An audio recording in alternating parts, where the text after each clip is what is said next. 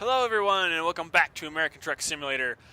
Well, as you can see, I believe it was 1.28 has been released. I've got myself a Rocky Mountain double. We are heading to Reno, I believe, if I could only operate the map. Yes, we're headed to Reno. And I chose a Rocky Mountain double that was pretty generic, just the regular white trailers. Now there's a lot to talk about. If you listen very closely, you might hear some of it. I got some mods that I was telling you about, but why don't we just get underway? I guess we should probably talk about the mods as we get underway, because that's going to be important. Now, if you look over here to the bottom right of my screen, you will notice that the first gear is a low, which is I modded to be. Let's turn the jakes off. I modded to be a 20 to 1 gear ratio. The next gear is just low. I'm not sure what that's supposed to be. I think that was still a 14.4 to 1, which is what a regular 18 speed is, all the way down in the bottom. And this also has 264 rear end gears. Let's start grabbing some more gears here. Okay, so we of course have first, and then the regular 18 speed, you know. The rest of it I did not change. We still have the .73 overdrive, so double over. Let's just ease out onto the road here. I'm going to have to remember that I'm towing a double like this. So, like I said, we have an extra low starting gear that we can use, especially if we're pulling heavy weight, to offset those. Oh, come on. That's something I'd like to see them fix. The speed at which you can swing that wheel around. But so we have an extra low starting gear. We have the same double overdrive, but then with 264 rear ends, we really can fly. And I may wind her out here on this trip. We'll see, probably. And of course, the functionality of being able to split all the gears, that's always great. Now the engine is quite the machine as well. It's, I'll tell you what, let me quickly show you here in the About section. Truck browser, yes, the W900. Let's not waste too much time. Okay, this mod, shoot, I can't even remember what it's called. I'll have to, there'll be some captions on your screen to let you know what it's called. It is on the Steam Workshop, but I have modded myself the N14 Select Plus diesel injection of Pittsburgh, 730 horse. Now the torque, as you can see, is a little bit high for that kind of horsepower out of this engine. So it's pretty close to what the Volvo 7, as far as torque goes, it's pretty close to the Volvo 730 that everyone was playing in Euro Truck Simulator. It's just 50 foot-pounds short. I believe that was 2,620 foot-pounds that you could get out of the Volvo 750. So basically what I've done to the engine is I've changed the sounds around to what I think they should be, with the loud, sounds like 8-inch pipes, loud exhaust, but then the proper idle sound that the N14 Select Plus has, and other things like that, as well as the loud Jake brakes and all that stuff, to where I have an excellent blend of the sounds that I like. And I've also souped it up to, well, 700 horsepower. I think you can get out of them straight fuel, because there's an injector limitation. You can't get much more out of them than that without doing something different, like spraying propane or doing... Well, so basically what I did is I decided, okay, 700 horsepower on fuel, and then 30 horsepower extra for some free-flowing parts like fleet air filters, performance mufflers and exhaust, as well as, say, performance exhaust manifold. Is the speed limit 80 here? Yes, it is. Why does nobody want to go 80? Come on, guys. Don't make me do this. There we go. Let's open her back up. So I also added, I'm not sure if it's 100 or 200 foot-pounds. I'm not sure what my math was exactly, to simulate my perceived difference between the old engines and the new engines. whereas the old engines will seem to always invariably pass the new ones, even if they're rated at the same power output.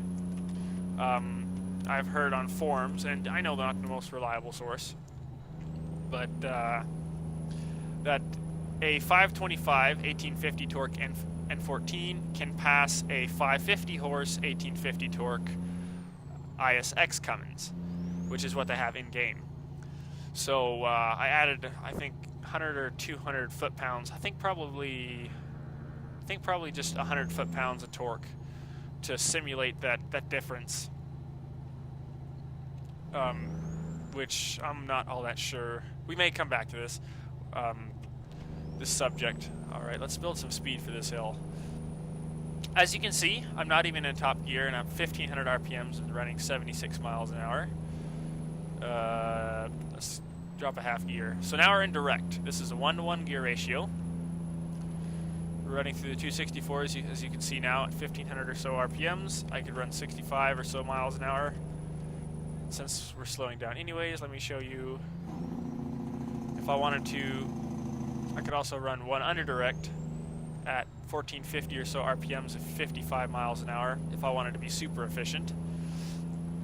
Or if I wanted to be, it's a little low to pull this engine. I also tuned the torque curve to be very, I guess, reminiscent of what it is in real life, to where it acts right. Now, I could also cruise efficiently at 68 or however fast, 66 miles an hour, around 1,500 RPMs, or I can push her all the way out to, well, it's going to take a second, but I can also push it out to, if I want to run 80 miles an hour, the RPMs will be a little bit higher to help provide that the power to keep the load moving. You're going to have to mash on it there, man.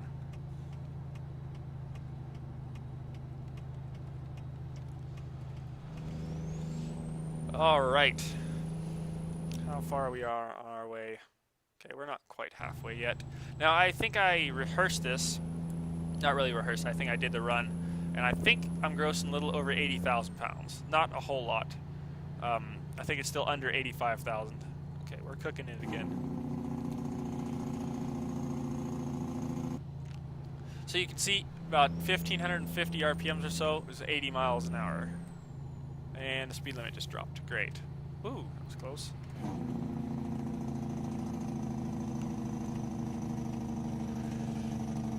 Gotta move your hands so much when you're trying to do all kinds of stuff at once in this game, instead of just moving your head. So, of course, the doubles, they're great. I do love the double trailers, especially the Rocky Mountain. That's where it's at, if you ask me. The Rocky Mountain double.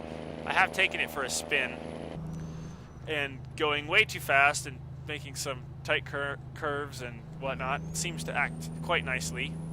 Nothing jumps out at me that this is wrong, but it seems quite nice.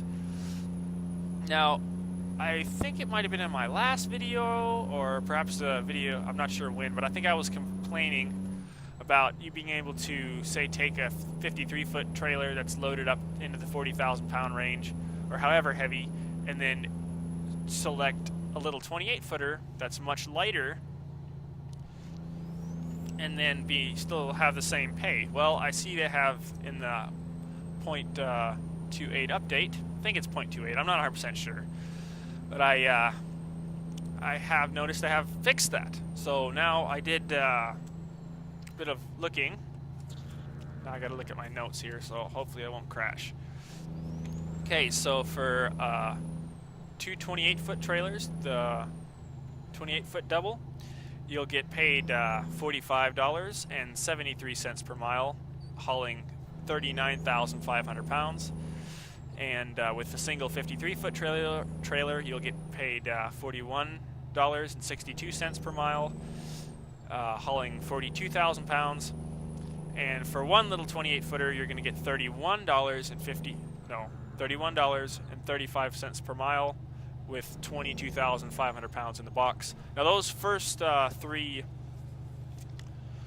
options that I gave you are from the same load. Let's try and scoot over here quick. Hopefully we're not going to bamboozle anybody too hard. Now those, oh boy, what have I got myself into? I think we're going to make it out of here just fine. As I was saying, those first three numbers are from the same cargo that I just changed to the various trailer configurations, so they're pretty accurate as to how the pay scale changes. And I think that was also a load from Elko to Reno. Now the next load is a Rocky Mountain double that was coming out of Jackpot going to Elko. And that was a load of frozen fruits.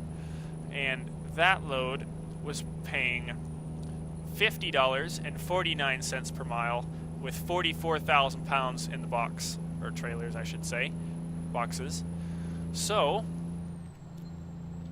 and then I had to, that one strangely, and I saw two of these loads, could not be switched out for any other cargo like regular 28-foot doubles or single 53 or anything like that. And I saw two instances of this. Now the next example is a Rocky Mountain triple, the three 28-foot trailers. Now that was a load from Tonopah going to Jackpot. So that kind of turns everything on its head a little bit, but regardless, let's not use a signal here, I'm still trying to read. That load was frozen fruits, and that was $49.61 per mile with also 44,000 pounds in the trailer. Now, I'm not sure if they modeled it different to where the frozen vegetables, yeah, that was frozen vegetables, the triple. If that supposedly takes up more room per weight or something like that, and that's why it's triples. I expected to be able to downgrade that to a Rocky Mountain double.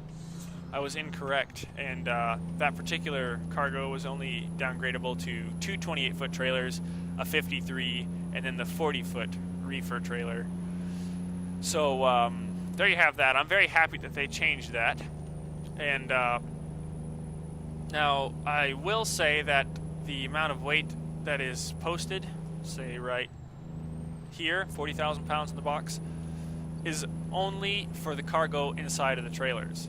That does not include the trailers themselves. So hauling doubles like this, or if you have the heavy cargo DLC and are pulling all kinds of exotic stuff, you're not going to be you're going to be actually quite a bit heavier because the trailer is so much heavier, like pulling doubles or the triples.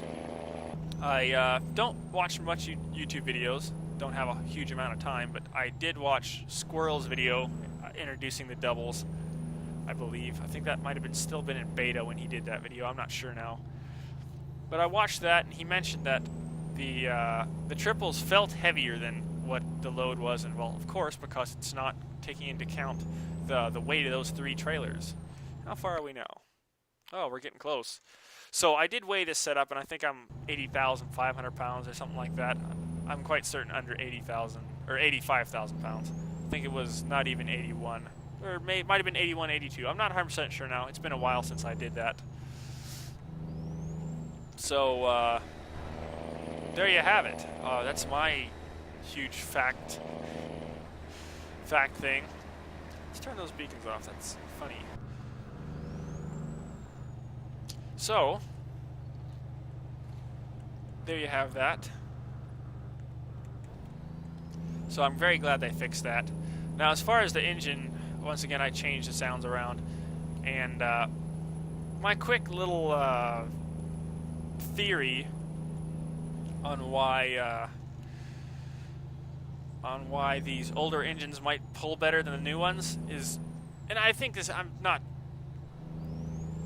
I doubt this is actually why, but it's almost would seem as if the new engines are built, sure, they will make that rating, whatever it happens to be, under a certain circumstance. Now, it would seem that circumstance only comes around here on the planet Earth once every 100,000, who knows whenever, to where actually what's supposed to be a mean 550 horse or 600 horsepower engine is actually a little 450 or whatever. That's extreme, and I think it's not that bad. There might be a reason. Maybe they're just not maintained well, or they do derate for whatever reason. Probably taken good care of, they would perform quite well. Let's see if we can get this Rocky Mountain double through town. That seems quite heavy.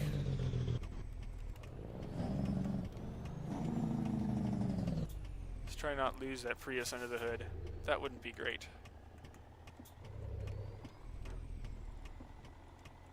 Okay, we're good.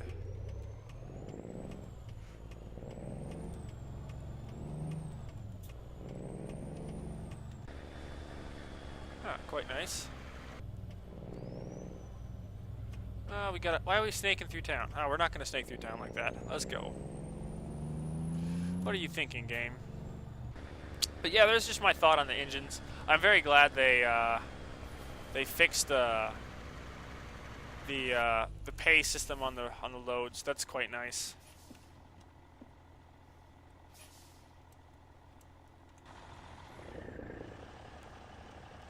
All right, everyone, get out of the way.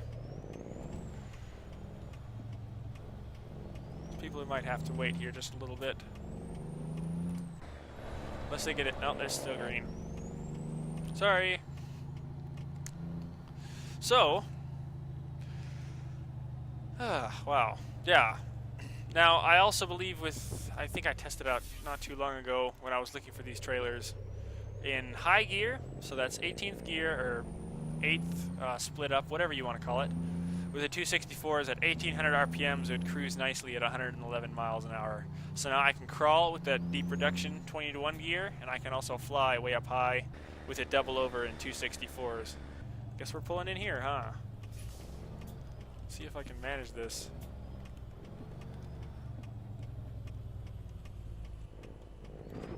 Ugh. Isn't that just like a little bit rough to have it make that sound when you can do anything? I can't help but wonder why they did that. Yeah. So let's just do this. Yeah, it's a bit rough. Let's actually put her in gear. Now this does look like a 53-foot.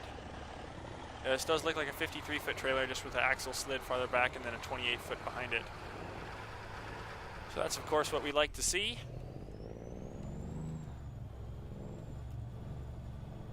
Now the RPM governor on this engine, I do believe,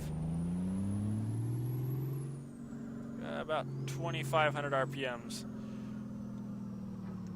So it will fly and also crawl if necessary. So that's exactly how I would like it.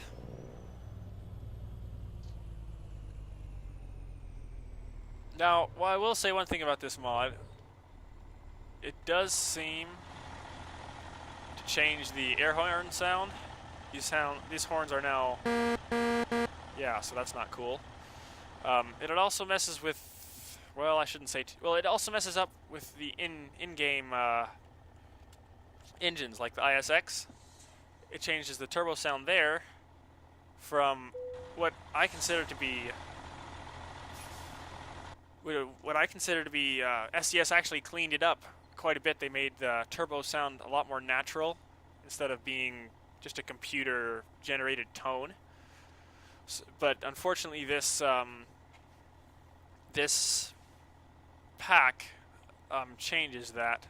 Well, I shouldn't say too much. It does seem, because what would happen? Let me show you here. You're probably wondering, hey, why is this guy not delivering? But what they did is, where is that? Yeah, they changed the top-end engine, the Cummins ISX 15 600 horse, to the Cummins X15, which is the newest engine. I believe they released that. I think that was the 2017 engine. But those are are seeing those now, and they do have 605 horses and 2050 torque. But it annoys me how they goofed around with all this. And of course, they still have they changed the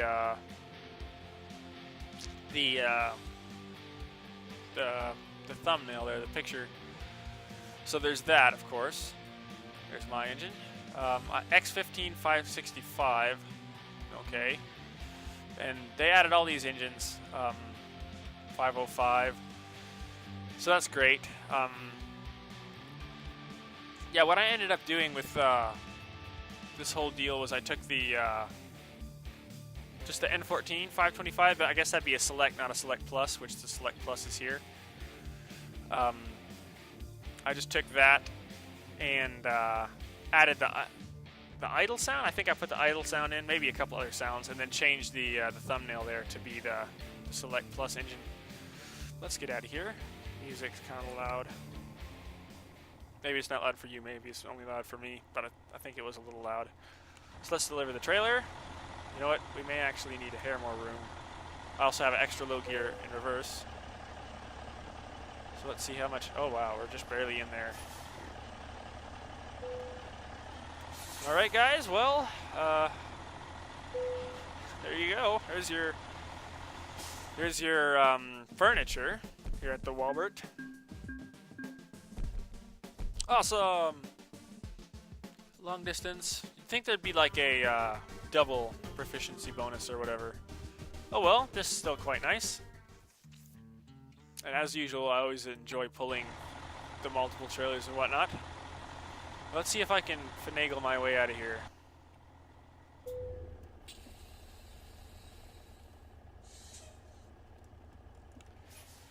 Hopefully so.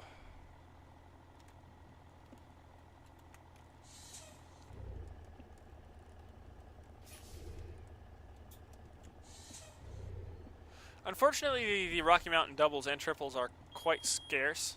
Oh, low air.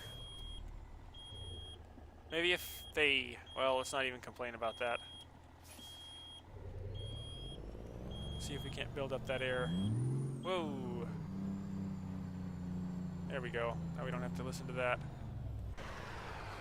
There you go.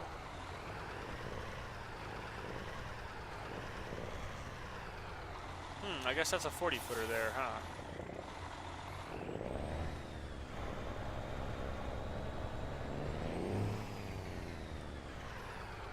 Guess that's the 53. Yeah, I think that's a 53-footer. Quite certain.